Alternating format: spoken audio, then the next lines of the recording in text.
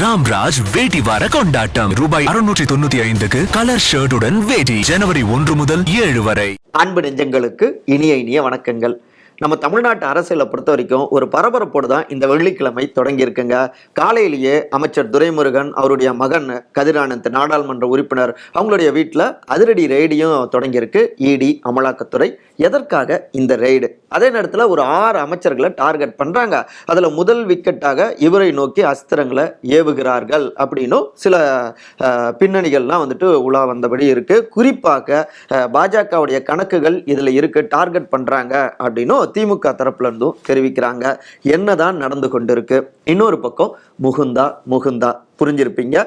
தைலாபுரத்துல அப்பா மகன் 2 பேருக்கு இடையிலான அந்த மோதல் உள்ளுக்குள்ளார இன்னும் அதிகரித்தபடியே இருக்கு. என்னதான் நடந்துட்டு இருக்கு பாமகவில்? அதன் தொடர்ச்சியாகவே உட்கட்சிக்குள்ளார வெளிப்படையாக பார்த்தா 2 பேருக்கு இடையில எந்த விதமான மோதலும் இருக்கிற மாதிரி பெருசா இல்லை. ஆனா உள்ளுக்குள்ளார சத்தம் இல்லாம காய் நகர்த்தல்கள் நடந்துட்டு இருக்கு. புரிஞ்சிருப்பீங்க. அண்ணாமலை, தமிழிசை சவுந்தரராஜன் எதற்காக டெல்லி பயணம்? ஏற்கனவே பேசியிருக்கோம். கூடுதலாக சில தகவல்களும் இருக்கு. அங்கிருந்து டெல்லியில இருந்து என்ன சொல்லியிருக்காங்க தமிழிசை கிட்ட. ஸோ இந்த பரபரப்பான பின்னணிகள் தான் இன்றைய நம்முடைய விரிவான இளங்கோவன் எக்ஸ்பிளைன்ஸ். நான் உங்கள் சகோ சே த இளங்கோவன். நிகழ்ச்சிக்கு போகலாம். இடி ரெய்டு சிக்கலில் கதிரானந்த், 6 அமைச்சர்கள் டார்கெட், வெள்ளிக்கிழமை விருந்து. இந்த புத்தாண்டு தொடங்கினதுல இருந்து திமுகவுக்கு எக்கச்சக்கமான நெருக்கடிகள் வந்த வண்ணம் இருக்குங்க.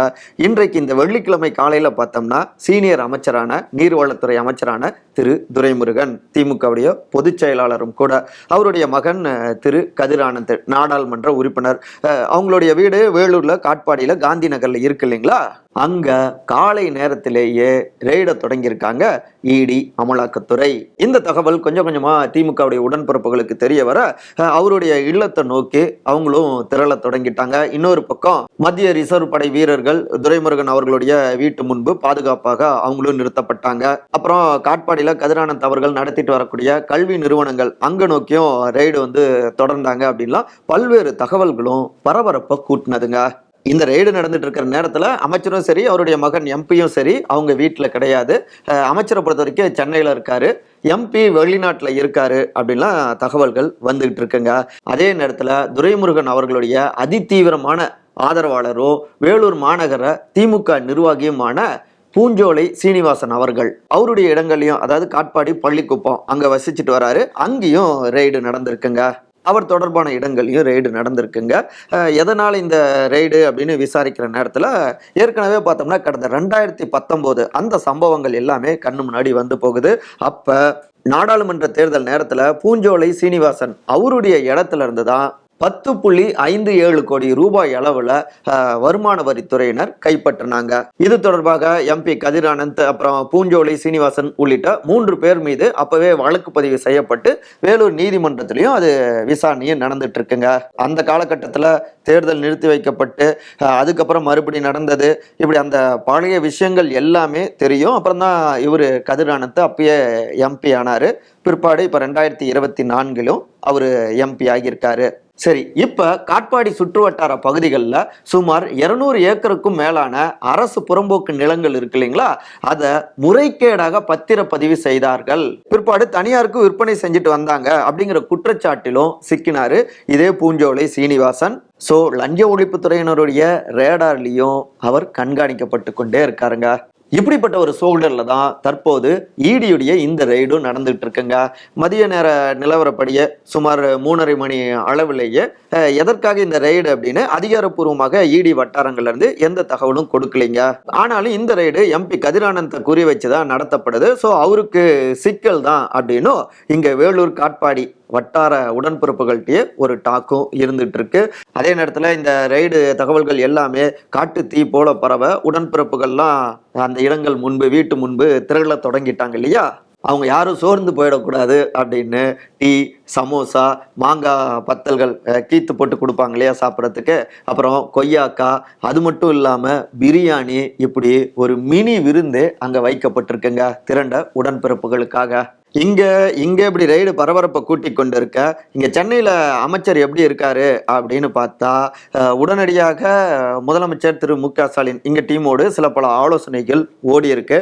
அதே நேரத்துல செய்தியாளர்கள்ட்ட பேசுறப்ப வந்திருக்கிறது யாருன்னு தெரியலைங்க, வீட்லயும் யாரும் கிடையாது, ரெண்டே ரெண்டு பணியாளர்கள் தான் இருக்காங்க, அவங்களுக்கும் பெருசா தெரில, அதனாலதான் யாரு அப்படின்னு சொல்லி பார்க்க போலான்ட்டு போறோம், உங்களுக்கு எவ்வளவு விஷயம் தெரியுமோ அவ்வளவுதான் எங்களுக்கும் தெரியும் அப்படின்னு துரைமுருகன் அவர் எப்படி அவருடைய பாணியில் எப்படி பேசுவாரு அந்த மாதிரி ஒரு டோன்ல பேசிட்டு போயிருக்காருங்க பத்திரிகையாளர்கள் கிட்ட.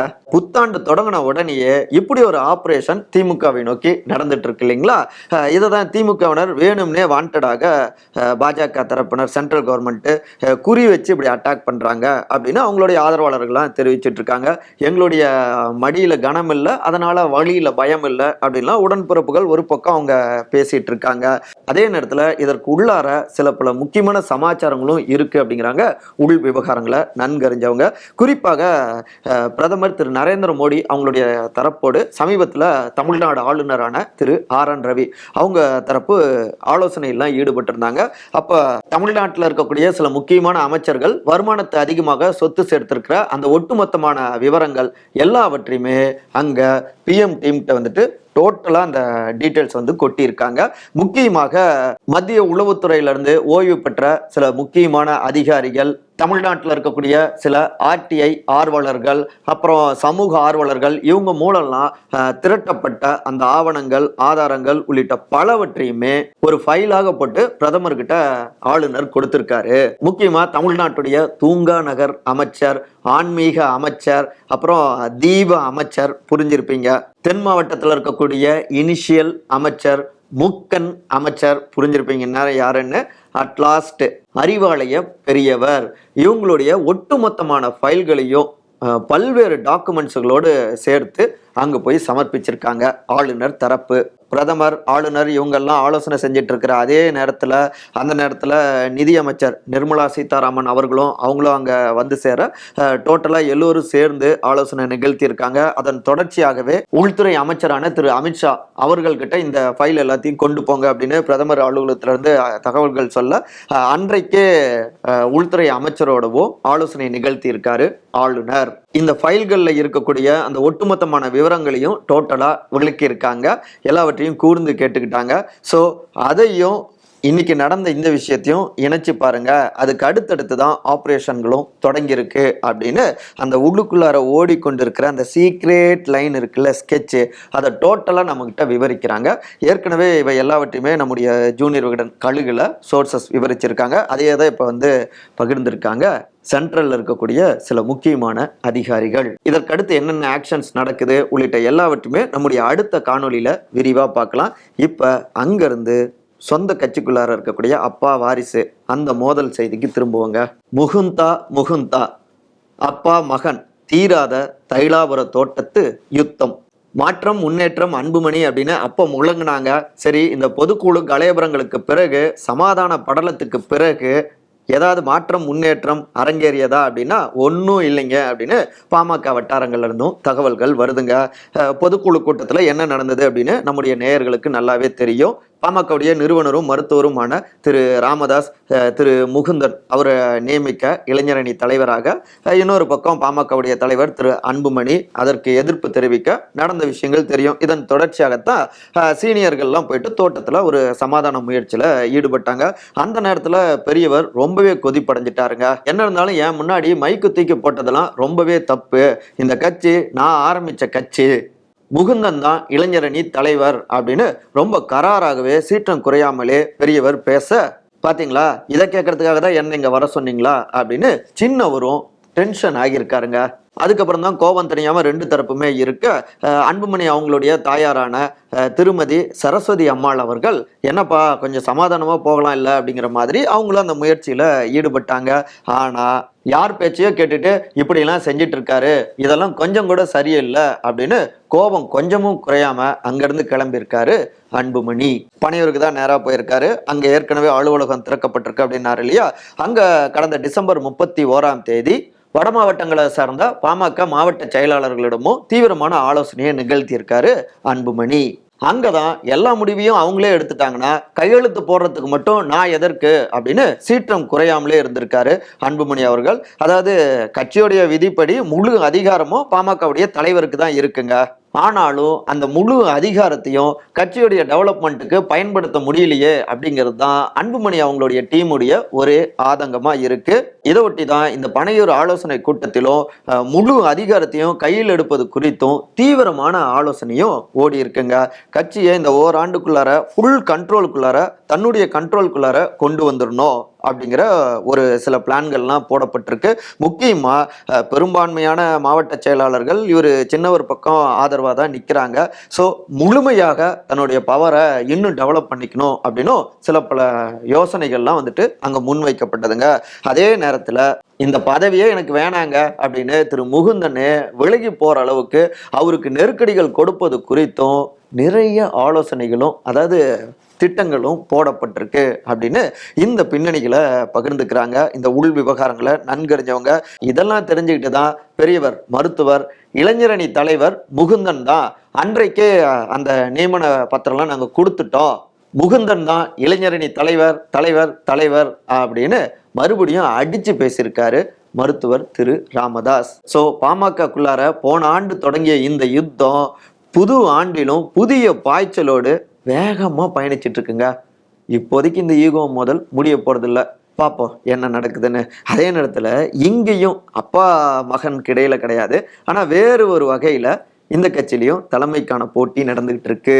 புரிஞ்சிருப்பீங்க. தேசிய கட்சி தமிழிசையின் திட்டம் அட்வைஸ் செய்த நட்டா, ஆனாலும் திகில் குறையாத அண்ணாமலை, அந்தமானுக்கான பாஜகவுடைய உட்கட்சி தேர்தல் பார்வையாளராக முன்னாள் ஆளுநரான முன்னாள் தலைவரான திருமதி தமிழிசை சவுந்தரராஜன் அவங்கள நியமிச்சிருக்காங்க இல்லையா.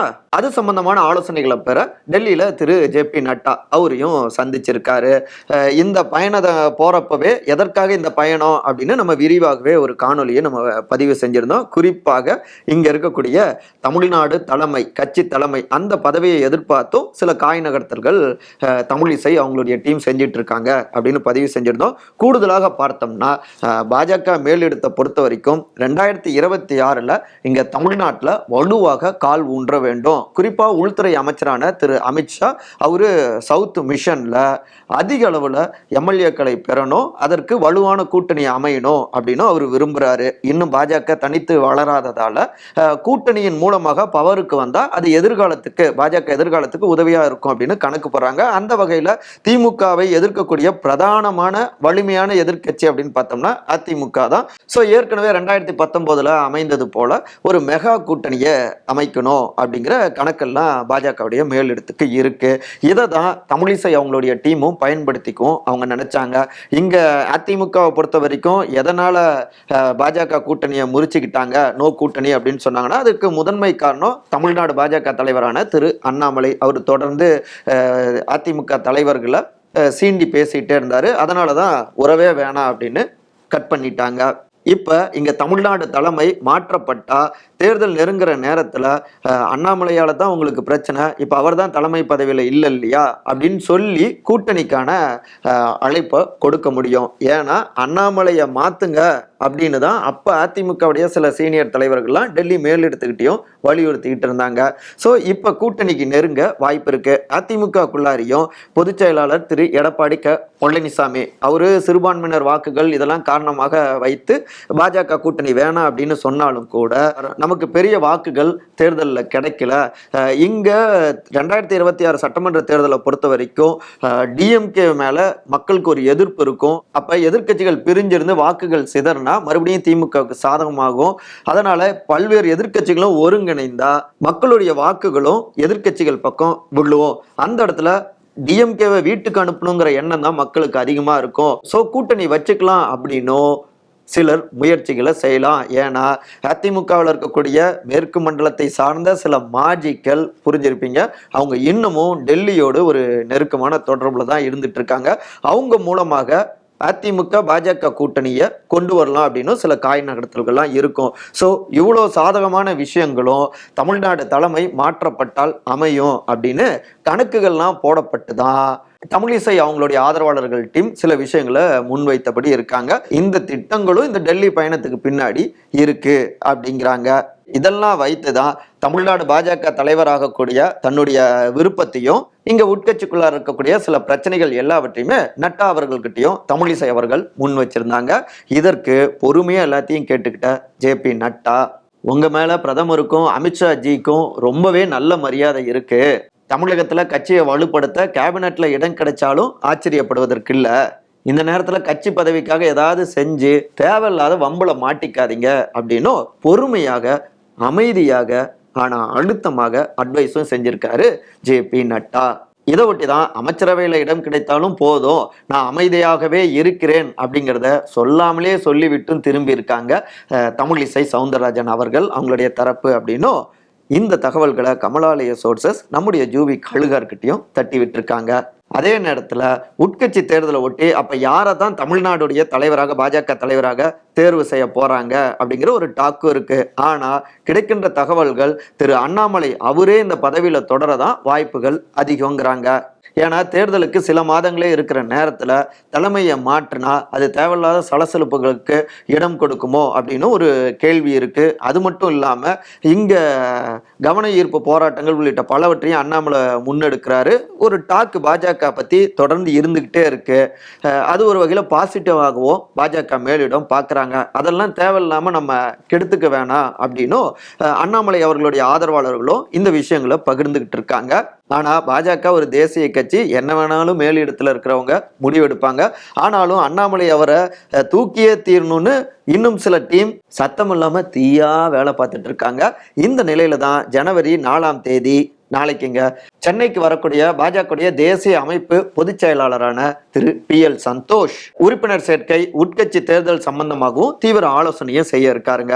அவர்கிட்ட தான் அண்ணாமலை மீதான புகார்களை ஆவணங்களாக கொடுக்கவும் தயாராகி கொண்டிருக்கு இனிஷியல் பிரமுகரின் அந்த டீம் அப்படின்னும் கூடுதல் தகவல்கள் நம்ம ஜூவி கழுகாருக்கும் சோர்சஸ் கொடுத்துருக்காங்க. ஸோ திகில் நிமிடங்கள்ல தான் தமிழ்நாடு பாஜக தலைமையும் இருந்துகிட்டு இருக்குங்க. பார்ப்போம், என்ன வேணாலும் அரசியல்ல நடக்கலாம். நம்ம காணொலியுடைய நிறைய பகுதிக்கு வந்தாச்சு. அண்ணா பல்கலைக்கழக மாணவிக்கு நேர்ந்த அந்த பாலியல் வன்கொடுமை, அந்த பெரும் கொடூரம், இதற்கு எதிராக தொடர்ந்து போராட்டங்களை முன்னெடுத்துட்டு இருக்காங்க எதிர்கட்சிகள். இன்றைக்கு கூட பாஜக மதுரையில பேரணிலாம் முயற்சி செஞ்சாங்க, முன்னெடுத்தாங்க. குறிப்பா திருமதி குஷ்பு அவங்க முன்னிலையில ஒரு பெரும் பேரணி போராட்டம் வந்து முன்னெடுத்தாங்க. அட்லாஸ்ட் அவங்க கைது செய்யப்பட்டிருக்காங்க. இன்னொரு பக்கம் பார்த்தோம்னா மற்றொரு அமைச்சர் அவருடைய ஸ்பீச் சர்ச்சையில சிக்கியிருக்குங்க. விவசாயத்துறை அமைச்சரான திரு MRK பன்னீர்செல்வம் தஞ்சாவூர்ல ஒரு விழா மேடையிலேயே எரும மாடா நீ பேப்பர் எங்க அப்படின்னு உதவியாளர்கிட்ட அவர் சத்தம் போட்டு கேட்ட ஒரு காணொளி எல்லா பக்கமும் வைரல் ஆகிட்டு இருக்குங்க. முதலமைச்சரை நிம்மதியா தூங்க விட மாட்டீங்க போல அப்படின்னு திமுகவினருடைய மைண்ட் வாய்ஸ் வெளியிலேயே கேட்குது. சரி, இன்றைக்கு மிக முக்கியமான ஒரு தினம்ங்க வரலாற்றுல. 18ஆம் நூற்றாண்டு காலகட்டத்துல என்னங்க பெரிய பிரிட்டிஷு, இது என்னுடைய மண், என்னுடைய மண்ணை ஒரு பிடி மண்ணை கூட நீங்க எடுத்துட்டு போக நான் விட மாட்டேன் அப்படின்னு பெரும் படையெல்லாம் சொல்லப்படுகின்ற பிரிட்டிஷை எதிர்த்து களமாடிய வீர மங்கை புரிஞ்சிருப்பீங்க நம்முடைய அம்மா வேலு நாச்சியார். சிவகங்கை சீமையில பிரிட்டிஷ்க்கு எதிரான மிகப்பெரிய போராட்டங்களை, அதாவது போரை முன்னெடுத்தவங்க, கையில் வாளேந்தி வீரத்தை விதைத்த நம்முடைய வேலு நாச்சியார் அம்மாள். பெண்கள் பங்கேற்பு இல்லாம எந்த விதமான விடுதலையும் முழுமையான சுதந்திரத்தை பெற்றுத்தராது அப்படின்னு சொல்லுவாங்க. ஸோ அன்றைக்கே பெண் தலைமைக்கான ஒரு எடுத்துக்காட்டாகவும் வீரத்தை விதைத்தவர் தான் நம்முடைய வேலு நாச்சியார் அம்மாள். அவங்களுடைய இனிய பிறந்த தினம் இந்த ஜனவரி 3ஆம் தேதி. உண்மையான உரிமைகளுக்கான விடுதலைக்கான போராட்டங்களை முன்னெடுக்கணும் உண்மையான மக்கள் பற்றோடு. மற்றபடி இதே போன்ற அரசியல் சார்ந்த காணொலிகளுக்கான விகடன் டிவியை சப்ஸ்கிரைப் பண்ணுங்க. மறக்காம உங்களுடைய சிறந்த கருத்துக்களை கருத்துரை பகுதியில் வந்து பதிவு செய்யுங்க. அனைவரும் அன்பால் ஒருங்கிணைந்திருப்போம். நன்றி, வணக்கம். ராம்ராஜ் வேட்டி வார கொண்டாட்டம் ரூபாய் 695க்கு கலர் ஷர்ட்டுடன் வேட்டி ஜனவரி 1 முதல் 7 வரை.